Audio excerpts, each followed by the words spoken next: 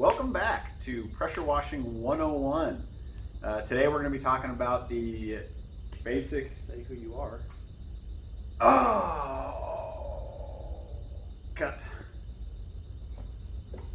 Welcome back. Oh.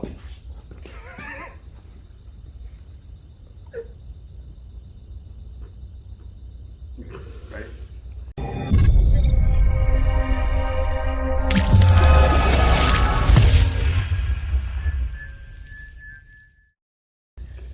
Welcome back to Pressure Washing 101. I'm Elijah. I'm Seth. And today we're going to be talking to you about the basic chemicals that you'd want to start out with.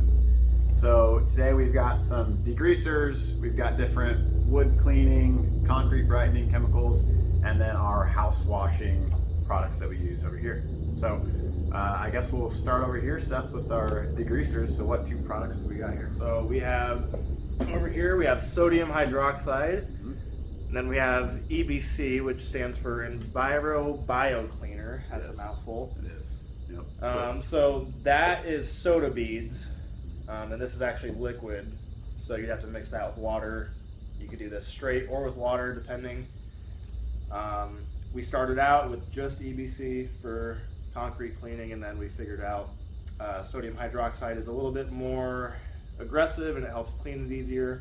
A lot more aggressive. I mean, can be, depending on the amount that you mix it. So now EBC is fantastic, though. I mean, if you had to pick between one or the other, EBC, I would say for a beginner is probably like a safer bet. Oh yeah, you're gonna potentially mess up less stuff if you're not mixing stuff correctly. Like you can mess up things with the sodium hydroxide.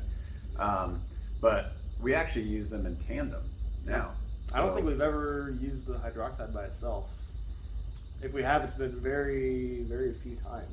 Yeah, I mean, I know you can, and maybe that's something we'll look at this year, but we do like the combination between mixing our own degreaser with the sodium hydroxide and then adding the EBC.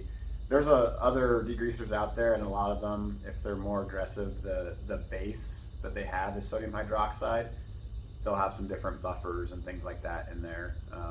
So like Gold Assassin, and then I know Southeast Soft Wash makes a great degreaser, dynamite degreaser. So there's tons out there, but for just starting out, this is what we went with. We started out with EBC, and then we kind of started mixing our own with the sodium hydroxide. They do great on oil stains, food grease and stuff.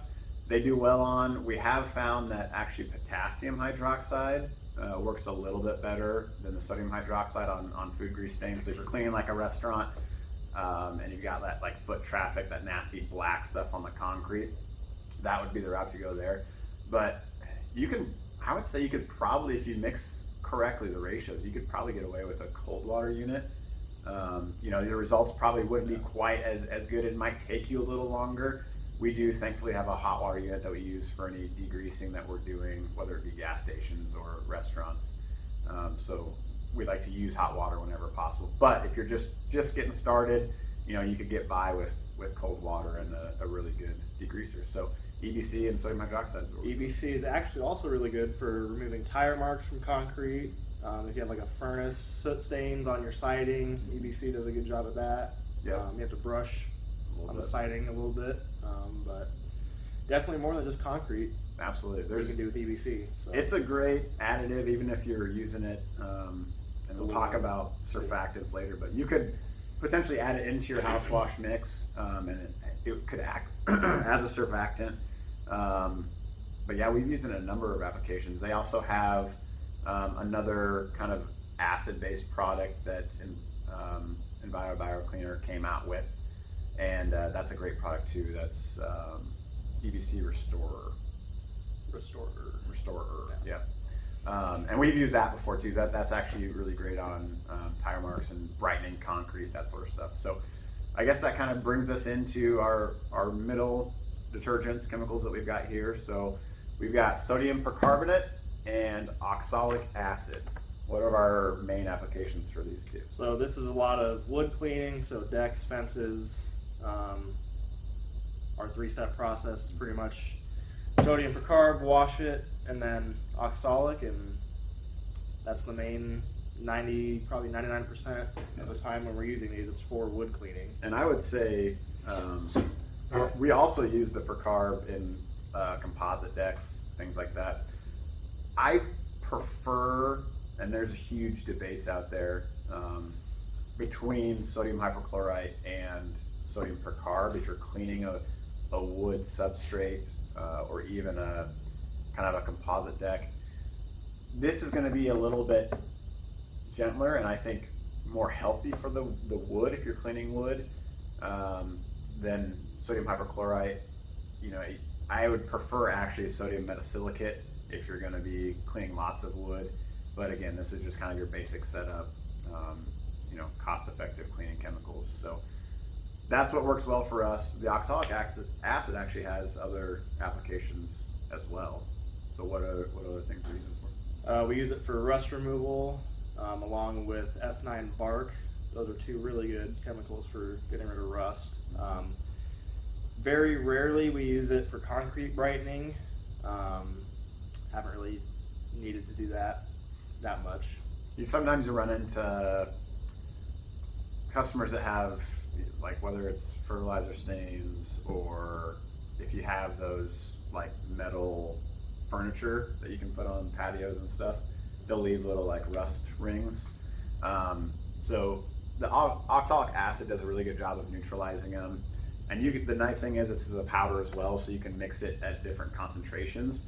But like Seth said, F9 bark is also a fantastic product. But for just beginners, I would say start with the oxalic acid, work your way up from there. And then, you know, there's tons of different rust removal products out there. Just those are the ones that we found work the best. And it balances out the pH if you're doing wood cleaning. It brightens concrete, removes rust stains.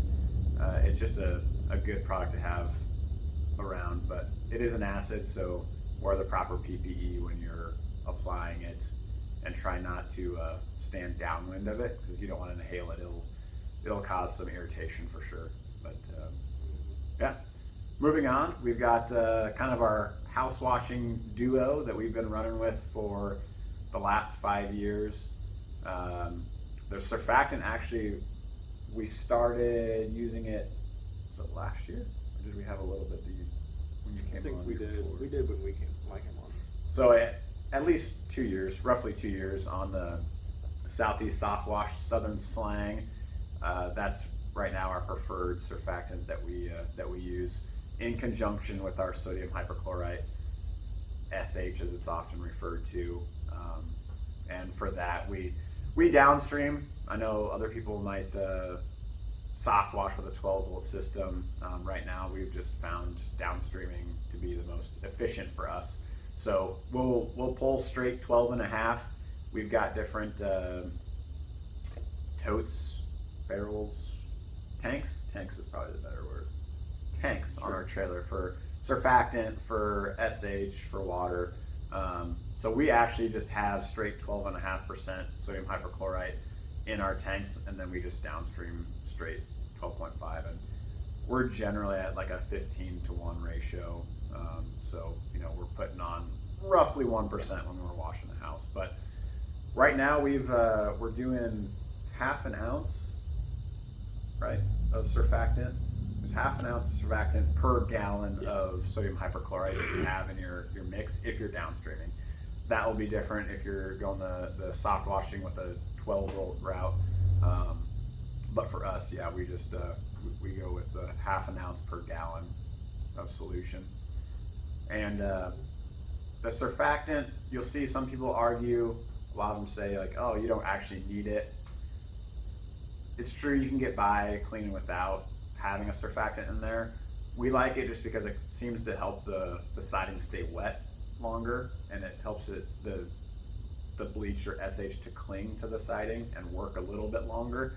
To me, that helps us get by with a little bit less of a percentage of SH. So you can look at it as, well, is it cheaper to buy, you know, the more gallons of SH if you're running through it quicker because you're not using a surfactant, or to add a little bit of surfactant save some money on maybe the amount of SH that you need to use, because there's been some scenarios where our injector hasn't necessarily been working. Yeah, pulling as much, but we're still able to clean the house just fine. So I think we went a week before, and I'm like, we're not going through our SH very much, but hey, we've gotten great results with it, and I have to give credit to the surfactant. And it seems like the Southeast Soft Wash surfactant does a really good job of rinsing off from the windows and everything. There are some surfactants out there that will leave them kind of cloudy, even if you rinse really good. And Southern Slang and Southeast Soft Wash, they've done a good job of making a product that rinses really well. So those are the basics. What else do we have? Anything else for? I was gonna say SH is good for concrete cleaning too, true. getting all the Not black just house washing. organic stuff off the concrete. Yeah. Usually do SH, and then if there's oil stains, stuff like that underneath all of that, then you go back to your EBC. We always clean organics first. Get that out of the way, get everything clean, and then figure out what else is going on the substrate, whether you're cleaning a driveway or cleaning, siding, whatever it may be. It works best to get the organics clean, rinse thoroughly, and then you can go back and apply your degreaser and work those different stains that you might have there. But one safety note: don't mix oxalic or any acid product in bleach.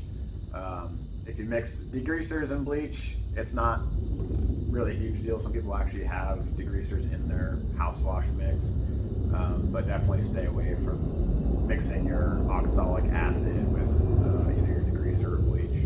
That can cause some serious outcomes. So other than that, that's basically all you really need to get up and running. Check out our other video on your startup equipment that you need. With that and this, you're well on your way to having your own pressure washing business and making some extra money for you or your family.